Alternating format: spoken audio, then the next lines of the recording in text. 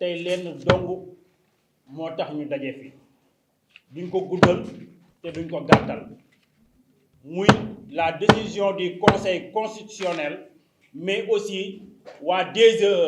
seen décision bi ñu jël boo xoolee ba ñu génnee ci élection locale yi am nañu 5 maires plus de 600 conseillers municipaux nga ni gëm sa bopp la grande coalition mënul matal parrainage wala li mu déposé ci parrainage baaxul loolu duñ ci guddal li tax duñ ci guddal mooy le président Bougane Gueye Dany ak l'équipe def na li ñu war a def ba montrer aux Sénégalais que ni dañoo def wala dañoo jalgati yoon ci jalgati yoon boobu nag si la jeunesse su gëm sa bopp daje depuis des jours di préparer xool nan la ñu war a mën a def face à cette forfaiture te pare nañu moo tax ñu woo leen tey jël décision informé leen jël en témoin Sénégalais yi jël en témoin l'opinion nationale et internationale ci loolu le ministre de l'intérieur dama koy bampuwaat le ministre de l'intérieur laa wax mi nga xamante ni moo nekk en complicité avec DGE le directeur Thiendella ak le gardien de la confusion Macky mi nga xamante ni ñoo def seen complicité ne benn justice moo fi am muy volonté de Macky Sall alors que justice boobu amul looloo tax ñu daje te fan yii ci néew dinañ leen won ni liñ décidé mooy am te liñ décidé mooy que ni en se basant sur l'article L149 bi nga xamante ne ministre de l'intérieur bi avec son arrêté moo ko def dinañ won ni Macky Sall warul bokk ci élection législative yi mais la liste de Benno Bokk Yaakaar aussi warul bokk ci élection législative yi te loolu duñ ci nangu kenn même le président Bougane Gueye Dany bu ñu waxee ni reculer leen duñ ci reculer à partir de dès maintenant suba di ngeen gis ce que la jeunesse de Gëm Sa Bopp va faire et ñu ngi ciy woo képp ki nga xamante ni patriote nga wala réew mi moo la ñor képp kuy jeune ñu ngi lay woo nga fuyuñu ci combat boobu et on sera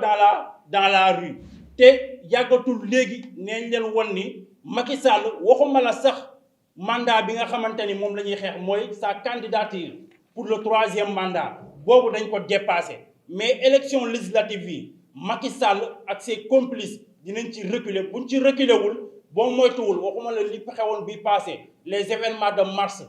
ba nga xamante ni dafa dugg ci belendeem di wër dëkk bi di xam li xew mais bi avion moom lay jël génn réew mi dem te loolu du sëriñ moo ci mën a delloo ginnaaw du le président Bougane Gueye moo ci mën a delloo ginnaaw du benn leader de l'opposition moo mën a def médiation pour delloo ñu ci ginnaaw lu dul Macky Sall reculer wan ni ñu kat li ngeen wax mooy yoon ñëppay bokk ci élection yi wala kenn du bokk ci élection yi surtout la liste de Benno Bokk Yaakaar loolu mooy li nga xamante ni moo ñu yëkkati te amul leneen luñ ciy teg c'est juste ça l'objectif beneen chose bi mooy que ni bu ñu jugee fii tey dinañ defaat démarche ak les autres jeunes qui font partie des partis politiques def démarche woo leen ñu ñëw accompagner ñu ci combat bi parce que combat bi combat ñëpp la combat bi du combat wu gëm sa bopp ba parce que bépp citoyen da nga am droit jël parole da nga am droit ñu représenter la te yaa war a choisir ki lay représenter bu dee Macky Sall mayuñu loolu nag dañ koy xeex ko pour la liste de gëm sa bopp mais xeexal aussi les citoyens ndax ñu am seen droit mën a dem voter yi loolu mooy li nga xamante ni moo ñu yëkkati ñun gëm sa bopp te dans les jours à venir d'ici peu de temps ni ngeen gis résultat boobu encore une fois ñuy lancer un appel à toute la jeunesse ñu combattre le gardien de la confusion Macky Sall et le ministre de l'intérieur Antoine Diome loolu lañ amoon lu ñuy wax dañuy bàyyi Mame Boussa mu tënku wasalaam. baax na wala. c'est bon. c'est bon. salaamaaleykum maa ngi nuyu ñëpp di nuyu presse sénégalaise bi ici présente tey dañoo ñëwoon pour wax leen ni li fi ñuy wax ñëpp sama camarade yi duma ci jaaraat mais juste pour vous dire que dégg nañu Macky Sall day dem Sédhiou ci deuxième quinzaine mois de juin bi dañ koy xamal ni ko du dafay dem pour glorifier wu ci réalisation yu ñàkk fayda yi mu fa jot a def par rapport ak yi mu leen diggoon lépp dinañ ko wax ne opération tibb tànk ba tey elle est en marche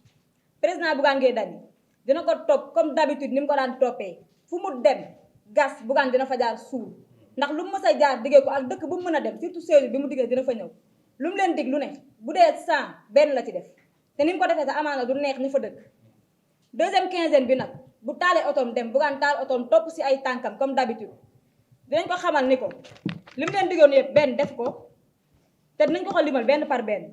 dina fay dem pour glorifier wu li mu leen diggoon bokk na ci dina leen defal stade municipal kenn mësu koo gis stade municipal Sédhiou du presse bu ko mës a gis amagul dina leen defal stade régional ba tey def ko waxoon na dina leen defal zone industrielle amul dina leen defal électrification des zones rurales de Sédhiou kenn gisagu ko sama camarade sànq monsieur Dramé lim na ko zone yi nga xam ne amuñu courant Sédhiou bari na benn bu ma waxoon dina ko def defagu ko kon moom mënul dëkk chaque jour di teg sénégalais yi ay dof di leen teg ni que moom lu mu wax dañ ko war a gëm à l'aveugle mënatul nekk Macky Sall na xam ne moomul réew mi moomu ko baayam moomu ko ni mu ci amee droit noonu la ci sénégalais yi amee droit surtout président Bougane mi nga xam ne tabax na fi lu nekk sénégalais yi ak ku dul sénégalais ku nekk liggéey di jariñ njabootam Macky avant moo nekk président tabaxu fi télécentre kenn liggéey fayeeku kon moom bu manigancé ba jot réew mi dafa war a am ngor gu toll ni bu dem jotee mu dem loolu nag ça met en l'occurrence liñ naan 3e mandat du fi am na ko leer def ko ci boppam Macky Sall moomul nit ñi 3e mandat benn du fi am te bennoo warul bokk ci élection yi le conseil constitutionnel nee na moom dafa manigancé noonu ba dugal leen li génnee Yewwi Askan Wi moo war a génnee Benno Bokk Yaakaar gëm sa bopp kenn waxaale ko ndax lépp c'est des programmes teg nañ seeni wax def lu leen neex ba génnee gëm sa bopp waaw d'accord duñ ci neexal gëm sa bopp du dem waaye dinañ ko wan ni carrément nous serons présents ci élection yii nii te loolu day leer moom na ko def ci boppam Macky Sall moomul nit ñi moomu ko baayam moomul réew mi encore une fois on vous remercie